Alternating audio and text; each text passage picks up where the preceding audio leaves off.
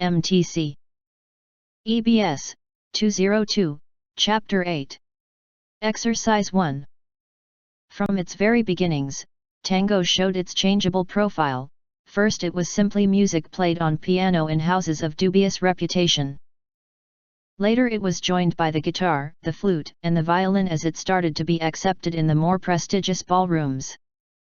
The great change in tango was brought about by the arrival of the bandoneon squeeze box from Germany, an instrument which was to become emblematic of tango and played by great musicians such as Astor Piazzolla. Tango is such a wide-ranging rhythm that it can only be compared with jazz, insofar as its richness and ability to adapt to changing times are concerned.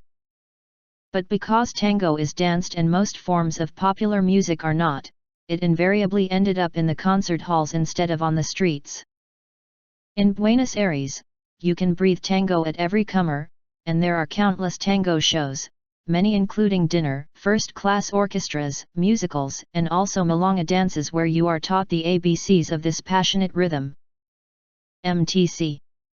Good job. Let's start. MTC EBS 202, Chapter 8. Exercise 2. Land transportation systems have become a crucial component of modernity. By speeding up communications and the transport of goods and people, they have generated a revolution in contemporary economic and social relations. However, incorporating new technology has not come about without cost. Environmental contamination, urban stress, and deteriorating air quality are directly linked to modern land transport systems. Above all, transportation is increasingly associated with the rise in road accidents and premature deaths, as well as physical and psychological handicaps. Losses are not limited to reduced worker productivity and trauma affecting a victim's private life. Equally significant are the rising costs in health services and the added burden on public finances. MTC. Good job. Let's start. MTC EBS 202, Chapter 8. Exercise 3. The westernized developed economies are, by a very large margin, the largest markets for prescription medicines. It is, therefore, inevitable that any coverage of the biopharmaceutical industry will assume that its research and development activities are directed almost exclusively at these affluent nations. The problem for millions of people in the developing world is that treatments for tropical diseases such as malaria are not economical to develop and that medicines for Western diseases are too expensive. This situation is now changing because of economic, political, and social factors, including the rise of venture philanthropy and new pricing models. Perhaps most significantly, rapidly growing economies, China, India, and Brazil, for example, are sustaining a large number of people with Western lifestyles and the diseases to match. This may be one reason for an increased willingness on the part of multinational pharmaceutical companies to invest heavily in research and development in these countries and to offer generous pricing models for drugs that treat infectious diseases such as malaria. MTC. Good job. Let's start. MTC EBS 202, Chapter 8. Exercise 4. The relevance of generalized knowledge that is applicable to particular individual phenomena is especially important in the applied areas of psychology where the layperson's and scientists' perspectives cross paths. Successful application of the basic knowledge of psychology in particular concrete situations, be those situations examples of individual or group psychotherapy, of consultation in a business firm, or of dealing with a troubled adolescent, can be consistent only if the basic scientific basis of these applications is adequate to the reality. Certainly it is possible to achieve occasional practical success on the basis of inadequate scientific knowledge, as with the many people who believe in, and try to confirm, predictions made on the basis of horoscopes. Such occasional success, however, would be based on the particular combination of circumstances in the case of a concrete application, and need not follow from any adequate scientific understanding of the phenomenon. MTC. Good job. Let's start. MTC EBS 202, Chapter 8. Exercise 5-6. One feature of progress and separation from nature is the growing incidence of physical inactivity. Hunter-gatherers and farmers expend energy to catch and grow their food, the rest of us rely on cars and are gradually losing the ability to walk. Physical inactivity, and junk food, is killing us, and our kids. It also reduces the chance of accidental or designed connection with nature. We know that the natural environment positively affects our mental states. Is it any surprise to learn that mental ill health is on the increase just as environments and biodiversity come under serious threat, just as we seem to stop going there? The World Health Organization predicts that depression and mental ill health will be the greatest source of ill health worldwide by 2020. 2020.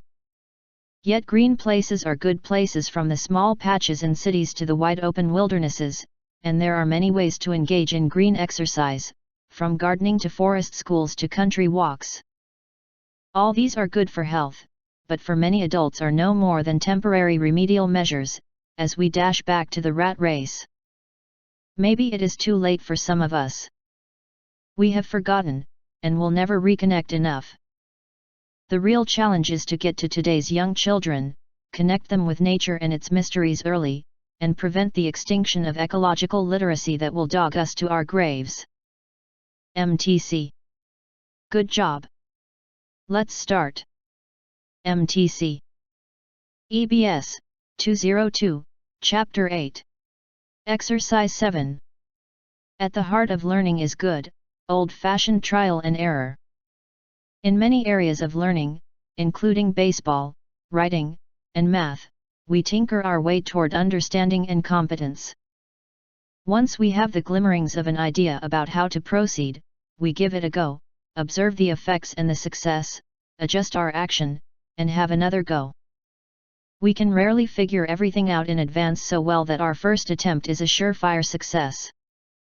Watch an engineer sketching a bridge, an athlete adjusting her run-up, a teacher or an executive polishing their PowerPoint presentations, a child learning to dive, a cook tinkering with a recipe, and you will see the power of this kind of rehearsing, practicing, and drafting.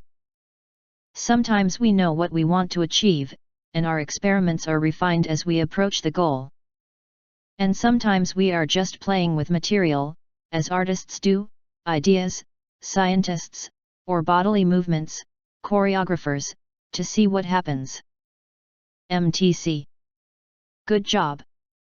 Let's start. MTC. EBS, 202, Chapter 8. Exercise 8. Living butterflies hold their wings in positions that differ from those of mounted museum specimens. For example, an obvious difference is that live grass skippers spread their hind wings flat but open their forewings only partially, appearing very different from completely flat-spread museum specimens. A less often noted difference is that when landed with their wings closed, living skippers fold under the trailing edge of their hind wings, hiding about 1/5 of the wings. 5.1. Thus, the shape of the hind wings, especially the length versus the width, may appear very different in the field than on museum specimens. In addition, relatively fresh individuals often have distinctive sheens that are useful for identification. These sheens are lost upon aging and after death, as are some markings on the butterfly's body and especially its eye color. MTC. Good job. Let's start. MTC. EBS, 202, Chapter 8. Exercise 9. In terms of parenting, limited funds may restrict parents' ability, for example, to pay for the best private schools or to satisfy their children's demands for the latest gaming console. Yet constraints need not be exclusively of a financial nature. For many parents, the most significant constraints are time and capabilities. Some parents need to work long hours, cutting down the time they can spend with their children. In some instances, time constraints can be extreme. Some parents migrate without their families in pursuit of work, enduring separation from their children for years. Limits to parents' knowledge and abilities are equally important. Some parents may have the time and resources to care for their children, but fail to provide them with an appropriate diet because they are unaware of the nutritional properties of different types of food. Others underestimate the importance of education as a means of getting on in society and do not put effort into motivating their children to do well in school. MTC. Good job. Let's start. MTC. EBS, 202, Chapter 8. Exercise 10. From today's perspective, it is difficult to imagine the depth of the Great Depression, and the desperation and deprivation it created among people from all walks of life and social conditions. Complete industries disappeared, the ranks of the unemployed swelled to unthinkable levels, families lost their life savings and had no one to turn to. Homes and farms were repossessed by the thousands. Soup kitchens could not serve enough meals to those going hungry, banks collapsed in rapid succession, and children stopped going to school. Complete families thought about emigrating, only to find out that the Depression was a worldwide phenomenon and that relatives who had stayed behind in the old world were suffering as much as they were. Not only that, uncles and cousins who had gone to faraway places, such as Argentina or Australia, were in even worse conditions. There were no jobs, no relief, and nowhere to go. MTC. Good job. Let's start. MTC. EBS, 202, Chapter 8. Exercise 11-12. Intelligence is a relative or normative construct. One of Alfred Binet's seminal contributions to the assessment of intelligence was to introduce the idea that we can best index intelligence, especially during childhood when rapid cognitive development occurs, as the individual's performance in comparison to a reference group, e.g., all 6-year-old children. Alfred Binet, 6. It is almost universally accepted that one can only quantify an individual's intelligence by referring to the reference or norming group.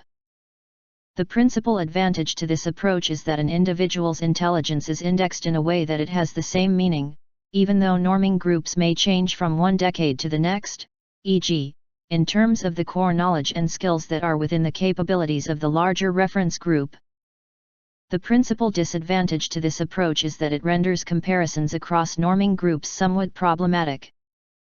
For example, it is arguably nonsensical to say that a large sample of today's 18-year-olds is more or less intelligent than a large sample of 18-year-olds in 1930.